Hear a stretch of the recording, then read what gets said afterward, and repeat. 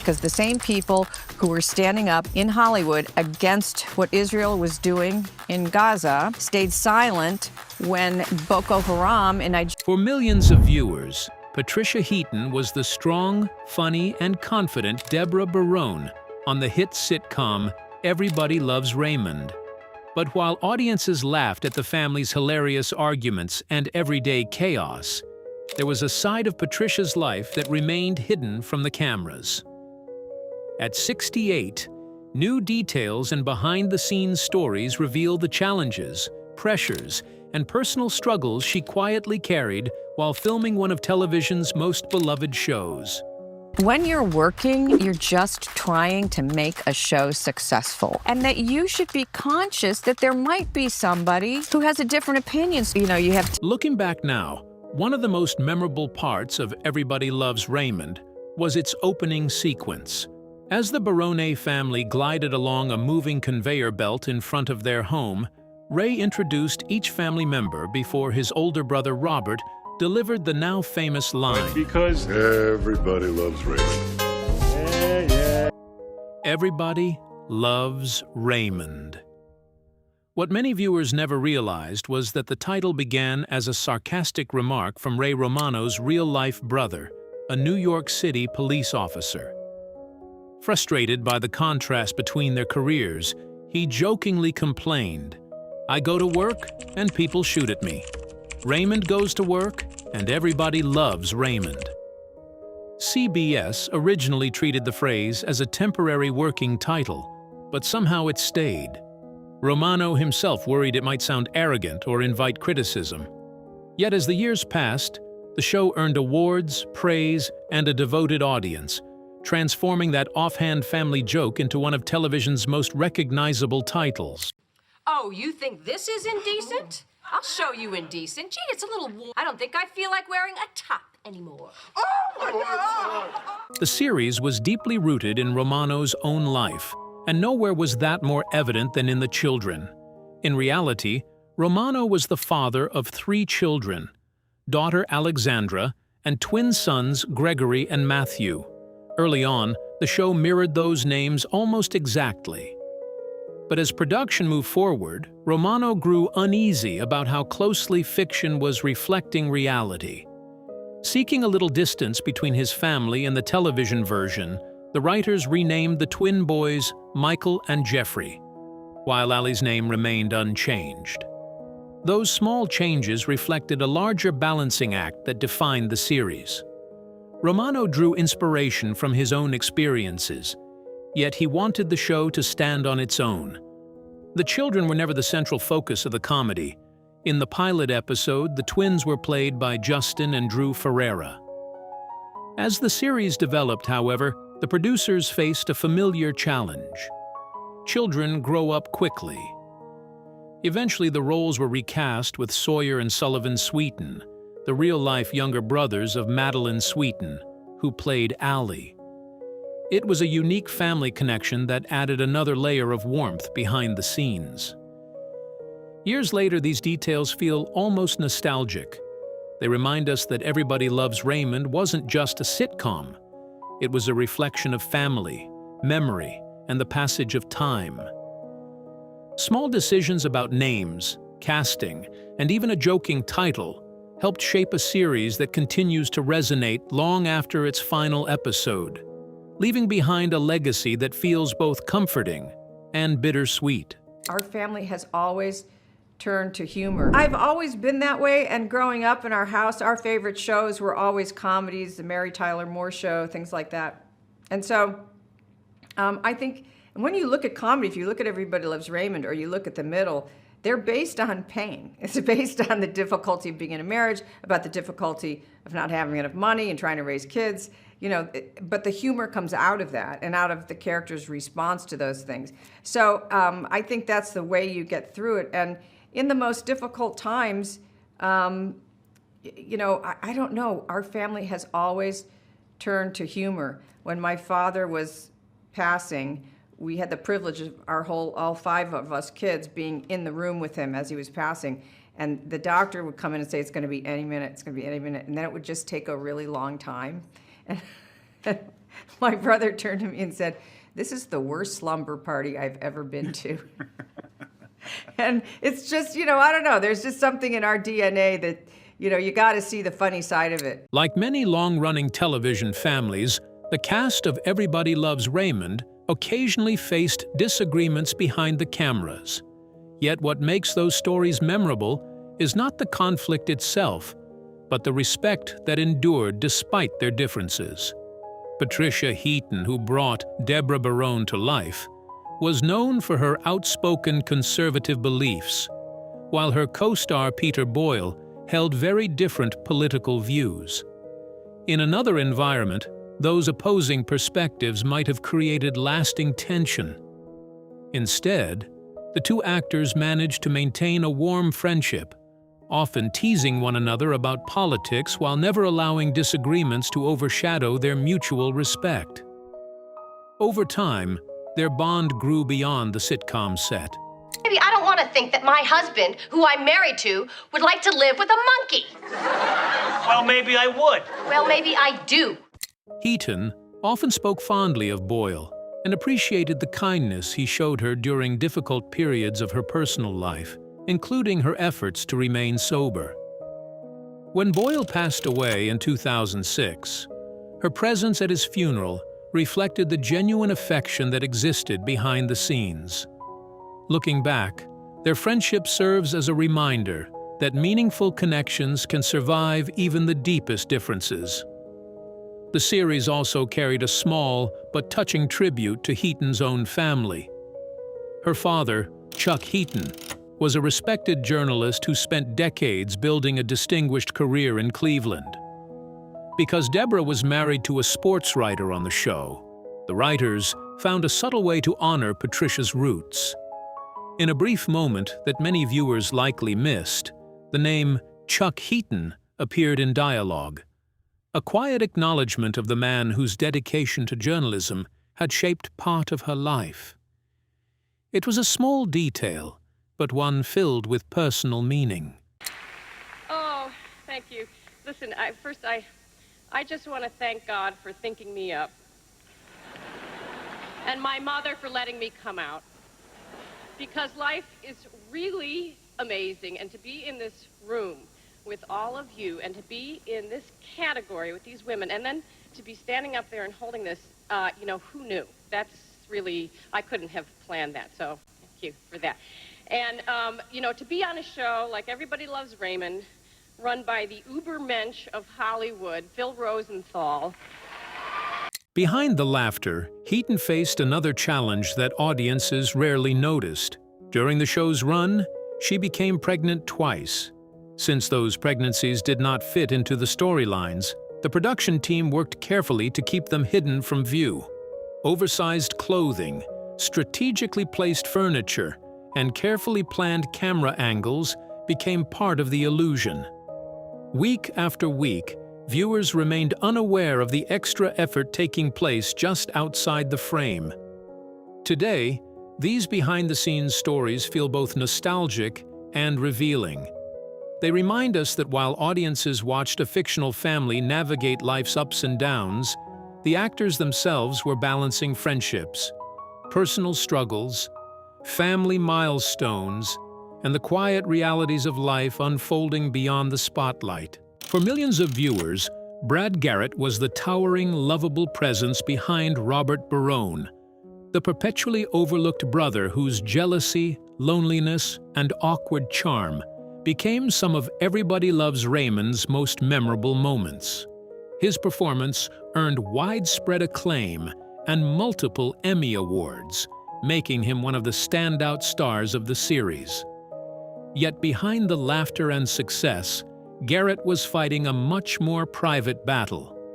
Years after the sitcom ended, Garrett spoke candidly about his struggle with alcohol during the show's early years. From the outside, he appeared to have everything under control, but beneath the surface, he was wrestling with an addiction that gradually became harder to hide. He later admitted that during the first season he often arrived on set while under the influence, masking his difficulties behind professionalism and humor. Eventually, The weight of that lifestyle became impossible to ignore. Realizing where the road was leading, he made the difficult decision to quit drinking before the season came to an end. Looking back, Garrett's story is both sobering and inspiring. While audiences saw a talented comedian making people laugh each week, he was quietly confronting personal demons and choosing a healthier path forward. His willingness to acknowledge those struggles years later revealed a resilience that was every bit as remarkable as his acting career. The challenges didn't end there. As Everybody Loves Raymond grew into one of television's biggest hits, questions about salary and recognition began to surface behind the scenes. In 2003, Ray Romano received a groundbreaking contract that made him one of the highest-paid actors on television. Garrett, however, felt the gap between his compensation and the show's enormous success had become too wide. Frustrated, he temporarily stepped away from production, and several cast members stood beside him in solidarity. After tense negotiations, an agreement was reached, and the cast returned to work. The dispute eventually faded into television history, but it offered a reminder that even the warmest family sitcoms often hid real-life struggles, sacrifices, and difficult conversations behind the camera. Even amid the success and admiration that followed Everybody Loves Raymond, Patricia Heaton faced an unexpected legal challenge. In 2009, a former assistant filed a lawsuit claiming she had not been properly compensated for additional work hours and was owed a relatively small amount in unpaid wages. While the dispute attracted attention because of Heaton's celebrity status, it also highlighted a larger truth. Workplace rules apply equally to everyone, regardless of fame or success. Heaton largely remained quiet about the matter, allowing it to fade from public discussion. Looking back, it stands as a small but sobering reminder that even during life's brightest chapters, unexpected controversies can cast a brief shadow. In 2002, Peter Boyle received a devastating cancer diagnosis, but he chose to face the battle quietly. Rather than sharing the news widely, he confided only in close family members and a handful of trusted colleagues. Among them was Doris Roberts, his on-screen wife, who encouraged him to keep moving forward and not let the illness define how others treated him. Following her advice, Boyle continued bringing Frank Barone to life with the same humor and energy audiences loved. Sadly, not long after Everybody Loves Raymond ended, Boyle passed away in 2006 at the age of 71. Looking back, his final years reflect both courage and dignity, leaving behind a legacy that remains as warm and unforgettable as the laughter he inspired. One of the charms of Everybody Loves Raymond was how closely it mirrored real life, but that authenticity sometimes came with unexpected consequences. Ray Romano often borrowed stories from his own family, including experiences involving his brother Rich, a police officer who helped inspire Robert Barone. While audiences laughed at the relatable situations, Rich occasionally found himself the target of good-natured teasing from fellow officers who recognized pieces of his life in the show. It was a reminder that television's funniest moments often come from real people whose lives continue long after the cameras stop rolling. The popularity of Robert Barone also sparked hopes for a new chapter. Recognizing how beloved the character had become, the show's creators explored a spin-off centered on Robert starting over in Philadelphia as a gym teacher. The idea generated interest and seemed full of potential, offering fans a chance to continue following one of the series' most endearing characters. Yet, despite early enthusiasm, the project never moved beyond the planning stage. Looking back, it remains one of television's intriguing what-ifs, a road not taken that now feels both nostalgic and bittersweet. For 9 seasons, Patricia Heaton became the heart of Everybody Loves Raymond through her portrayal of Debra Barone, a devoted wife and mother, constantly trying to balance family life while navigating the challenges of over-involved relatives.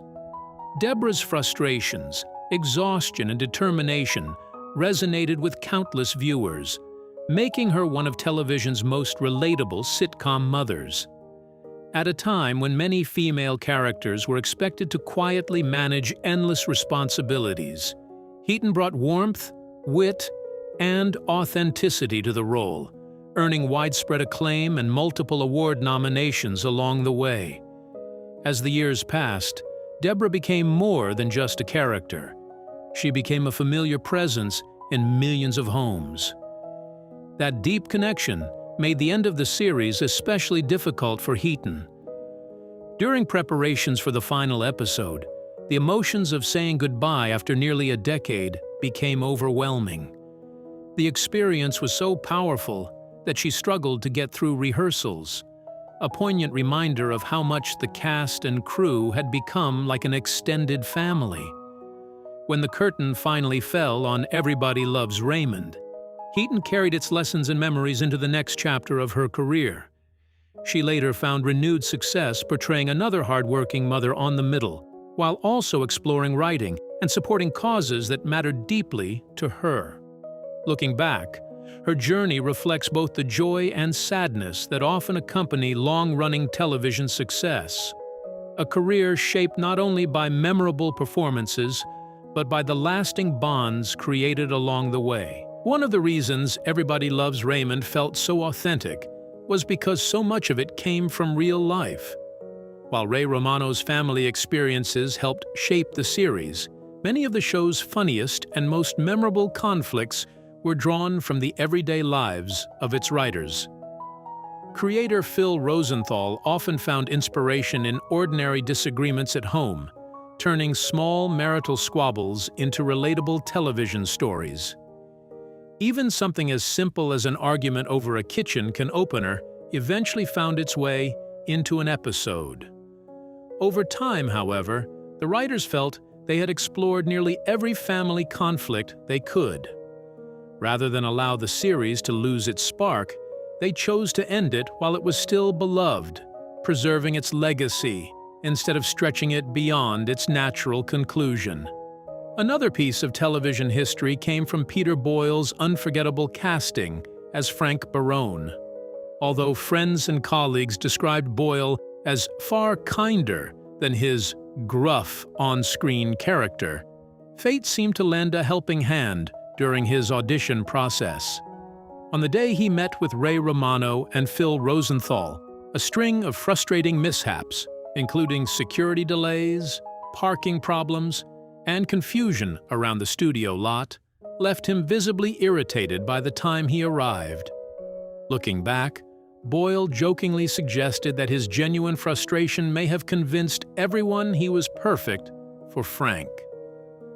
What began as an exhausting day became a defining moment in his career, leading to years of acclaim and making Frank Barone one of television's most unforgettable fathers. Today, stories like these add a nostalgic charm to the show's history, reminding us how often great comedy is born from the ordinary moments of real life. Long before he became one of television's most recognizable sitcom stars, Ray Romano spent years chasing a dream that often seemed just out of reach. By day, he worked various jobs, including delivering furniture, while at night, he refined his stand-up comedy act in clubs and small venues. For more than a decade, he patiently honed his craft, enduring the uncertainty that comes with pursuing an entertainment career. Everything changed when Romano appeared on The Late Show with David Letterman. His performance caught the attention of both audiences and industry insiders, opening a door that would alter the course of his life. The appearance eventually led to a partnership with Letterman's production company and the creation of Everybody Loves Raymond, a sitcom inspired by Romano's own family experiences and observations about everyday life. What followed was a remarkable television success story. Drawing inspiration from classic relationship-driven comedies, While maintaining its own unique voice, the series transformed ordinary family frustrations into something universally relatable. Even the show's title originated from a playful remark made by Romano's real-life brother, a joke that unexpectedly became television history. Over 9 seasons, Everybody Loves Raymond earned critical acclaim, numerous awards, and a devoted fan base.